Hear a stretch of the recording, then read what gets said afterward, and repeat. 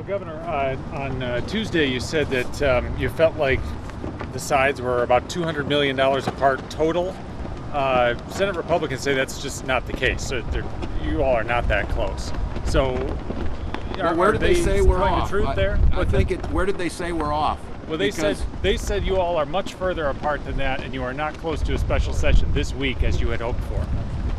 Well, that's disappointing. What I would say is there was an agreement made very publicly between the Senate leadership, the House leadership, and our office. We agreed to do $4 billion in tax cuts. We do $4 billion in targeted spending, specific on education, long-term care, child care, and public safety. And we agreed to leave $4 billion on the bottom line.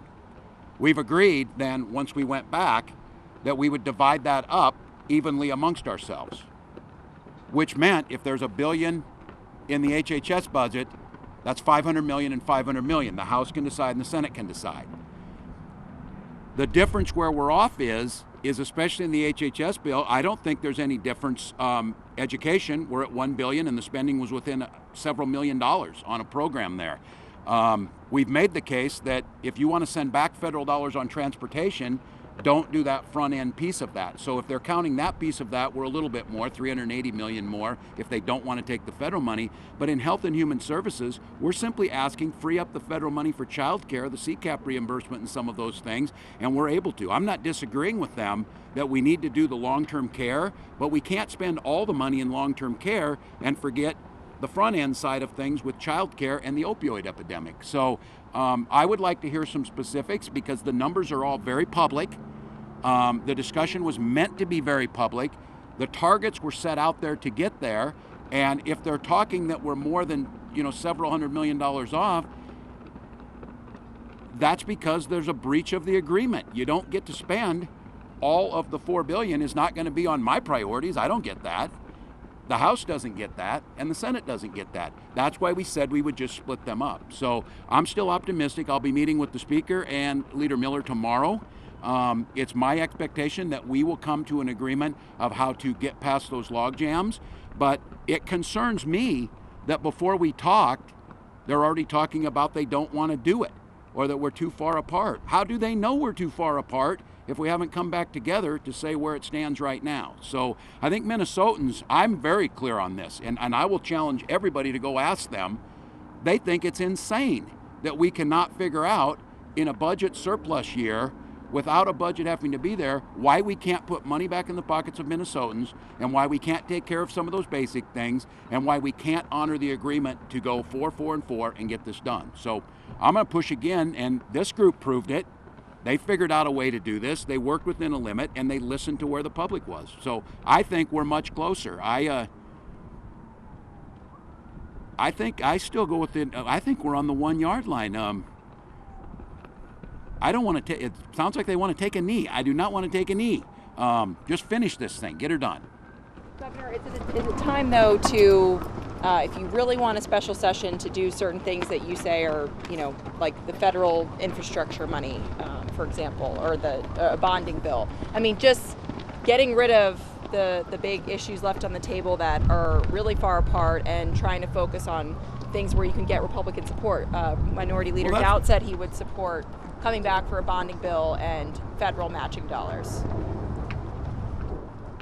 Well, that leaves a lot of Minnesotans out when it doesn't make any sense. We're asking just simply about giving the money back. I certainly am not going to negotiate before we get there, but I'm open to hearing where they're at. What is the logic of not doing this? And I think now trying to refocus that we're not close. Let's all be very clear. We all agreed 4, 4, and 4. So those numbers are set. We all agreed inside of that how much would go to education, how much would go to HHS. There may be some buyer's remorse on some people, but that's not the way this is supposed to work. We're very clear. And I just want to be clear. I think it's more fiscally responsible to send checks to Minnesotans right now. I think it pays down gas prices. I think it doesn't set you up long term. But I was willing to give on that. That was a major priority. But I was willing to give to get us to an agreement. So I want to bring them back to do this. Minnesotans would like us to send money back to them, take care of the basics, build the roads and bridges. You're right. Some of the more the policy things, those are off the table. There's not policy things in this. This is just locking up what the agreement was. You had a delegation from Finland here recently, and we have that relationship with them. I'm just wondering, now that they're trying to get in NATO with the Russian-Ukrainian conflict, does that change anything, or does that help Minnesota? Yeah, it definitely helps us. Yesterday I hosted Consul General, but former Ambassador Koskinen and his delegation, which is in response to our trade mission, where we took many of major companies from Hormel to Mayo Clinic, University of Minnesota, others, to Finland to start on the trade negotiations.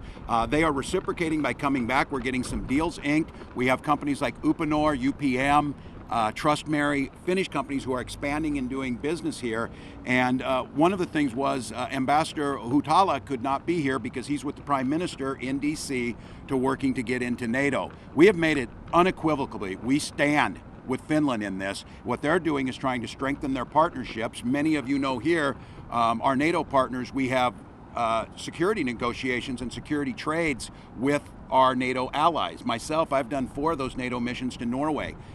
It's in Finland's best interest, it's in America's best interest, and I think there's a real sense, and the Finns say when they come here, they feel like they're home, and that's how we felt. And they said we're really committed because we went to Helsinki in November, which says something. That group is committed, and what they believe is our move towards a clean, sustainable energy economy, our food industry that's based here with our major food producers and of course our production, and then specifically our medical device companies. So I think now more than ever, Finland is strengthening ties. They've set it up with 3 states, predominantly Michigan and Minnesota, they see commonality of things they want to work on. And so it was a very productive meeting, and I think it's stronger than ever.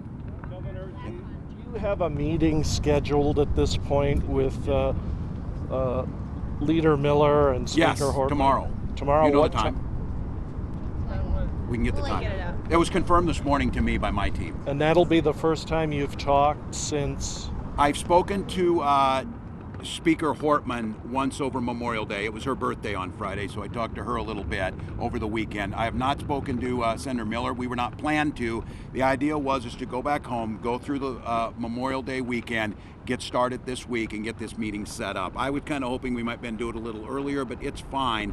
It's to come back, I think, reinforce our commitment to the 444 deal, find where those areas of stress are and see if there's something we can give on, and just trying to understand. I'm concerned, and I think all of you know this, there's rhetoric out there, especially now as some have moved to the campaign side, but let's not do anything. Let's just kick it over and let's just save it. That is a terrible message to Minnesotans. It is not the right thing, and it's rolling the dice on a political message other than a practical message. I'm committed to coming back and getting it done. Are there areas where you would be willing to step in if lawmakers aren't going to do that, for instance, for non-emergency medical transport? This always happens, and the issue is, well, don't do the triumvirate thing, just give it to them. And some of you mentioned, well, that's going to be hard. How are they going to agree or whatever? And some of them can't. There have already been incidences where both leaders have stepped in and moved things along to get them forward. I have already compromised and said, you can't decide on the HHS, just split it. Just do 5 and 5. Or I made the suggestion we could do more for long-term care if you would free up and allow us to get the federal dollars. And you saw it yesterday, the story. The transportation chair in the Senate said, I'm not that concerned about losing the federal dollars. The governor can do it. Well, what happened to the governor's not supposed to be like a king and move stuff around and fund things? This is the job of the legislature. And then to say that MnDOT can just do it, simply false to start with.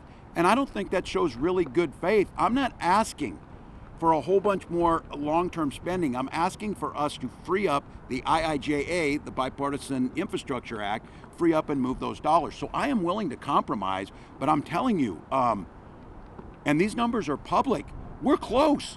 We're really close, but I'm in the point now where now the ball keeps moving. There was an agreement that we would fund the clear agreement that we would fund the matching funds, and now that goalpost keeps moving back. So I'll work with them. I'm willing to say what it takes. I just think if you're a Minnesotan, we have got to figure out, especially now, get money back in their pockets. I negotiated and told them that I thought the checks were the right thing, if you ask Minnesotans. We gave on that, but we need to think about ways that we can make life a little bit easier. And I don't know how it's a message to go back and tell your constituents, we just couldn't get it done, so there's a big room up there with $12 billion in it. Boy, that'd be nice if Minnesotans could get that. They could get it today. And it's this close. Nobody's disagreeing on the numbers that's there. So I'll keep pushing them. All right. Well, thank you all. Thanks for being here. All right, thank you, Thanks so Governor. much.